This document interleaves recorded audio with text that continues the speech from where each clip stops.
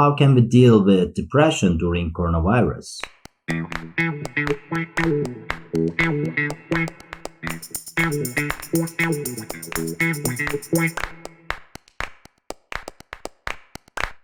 Right. There are a couple of things that you can do, even though even in the midst of like these stressors that aren't really going away, and I still am like forced to, depending on where you live, right? You may still be very much isolated physically because of quarantine. I think a couple things would be like, one would just be aware of it. I think just the awareness of like, oh, I remember what I used to be like before, and knowing how I am now. I think just the awareness of knowing that like, oh, like this circumstance can affect my mental health. I think that awareness alone is pretty helpful, because if you don't pay attention to it, you might like just unknowingly get into worse and worse mental health. If a person was not already someone who thinks of like, oh, how am I doing mentally? If a person doesn't ask that question, they won't realize that like, oh, I've actually been really deteriorating, right?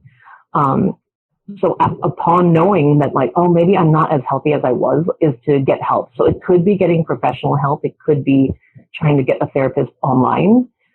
So technology has also made that much easier.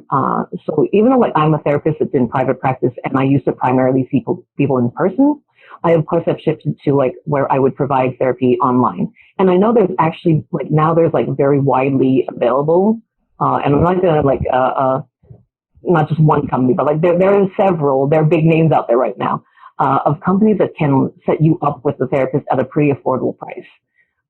So that's like a much more widely available thing, is access to more affordable therapists. So just notice like, oh, I need help, and there's help out there that I can go get.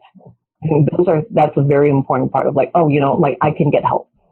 So along with seeing an individual therapist, I do think like short of that, normally speaking, if your depression isn't severe to a point that like, oh, I don't want to seek professional help yet, you could try some other things to see if it will help with your mood. One is to physical activity, so like exercising and getting more active, and also to find ways to how to like go outdoors in a safe way. Like there are ways to be active outdoors that you can probably find a way to jog in your neighborhood without running into too many people, or you can even like go to parks or go on hikes, on trails, things like that. There are still some ways for us to stay active, and that physical activity is known to help people cope with depression and anxiety. So that lowers stress, it elevates mood, it kind of gets your brain like kind of like more flowing. It helps with the neurotransmitters be flowing more. And I know it's really general, but it's true that like before someone really is convinced to go seek professional help, this is something that a lot of people try, and a lot of people have shared like, oh, it did help. So for people that have like moderate or lower levels of depression, this could be something that would be enough to regulate it. But just keep in mind that if it's severe, don't try to regulate it this way. Like if you're experiencing very severe, that you can't function, that you aren't even getting out of bed, like if it's really severe, then you do need to seek professional help. But if it's low level, definitely try exercising and getting outside. A third thing would be to, even if it's not interesting to you, try to connect with your friends and family online, or however you guys can, like however creative way that you can, like basically see your loved ones and connect with them. See if you could do that, or participate in some sort of social activity that's online. It is not how we normally connect with other human beings, but like this is what we can do right now under these limitations. So that would be my advice for some things that a person could try to regulate their depression, especially if it's not severe yet.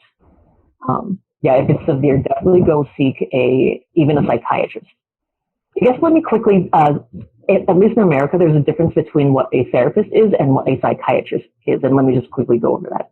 A psychiatrist is actually a trained medical doctor. So they have gone to med school just like other doctors had. But a psychiatrist then specialized in psychiatric mental health, basically. So they can prescribe medication. So there are psychiatrists that they do give talk therapy, but primarily their real advantage is that they are trained to prescribe psychiatric medication. And antidepressants are known to not be addictive. And of course, if someone is curious about this, they could do research or even like talk to a psychiatrist on their own about like, oh, what are the risks and benefits of taking antidepressants? So like psychiatrists would be the person to talk to.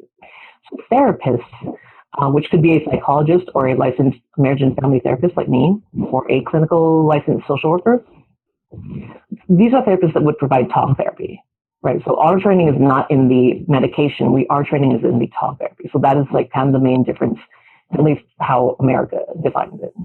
What is your last message to our viewers? I want to say that like a lot more people experience depression than you may realize. I think that the norm is for us, because we don't want to, we're almost in denial that like we're sick, basically. And like it's I think overall, even in Western societies, but like especially for like more old school societies, like I am Chinese American, and actually part of my life I lived in Hong Kong. So a part of my life I lived inside of Chinese culture. So there are a lot of cultures that are very closed-minded or see mental health as a stigma. But even in Western countries, like even though that we say like, oh, we are very open about mental health, like, but even so, people don't like to admit that they're depressed. So most all people pretend that they're fine. Like I think that's just the thing. It's like we want to keep functioning. We want to pretend that we're fine. So please don't be fooled to think that like, oh, why am I so depressed, but everyone else seems fine? That's probably not true. I think everyone pretends to be stronger than they are. So you're thinking like, oh, why am I the one who has depression? Like it is not because you're weaker. It is very normal. This is a very stressful, very isolating circumstance, a very scary predicament because like, oh, it's a pandemic. There are people that died. This is something that like, it is very reasonable to become depressed about this or anxious. So please don't feel bad that like, oh, you know, why do I have this problem? Feel no shame in it and know like that is exactly why there are medical professionals, there are trained professionals that can help you, because what you're experiencing is completely normal, a normal human response to this. And yes, there actually has been an increased number of people seeking help actually, because they are realizing like, oh, this is very much depressing me. I'm really much more hopeless than I used to be. So please don't feel ashamed if this is what you're experiencing right now.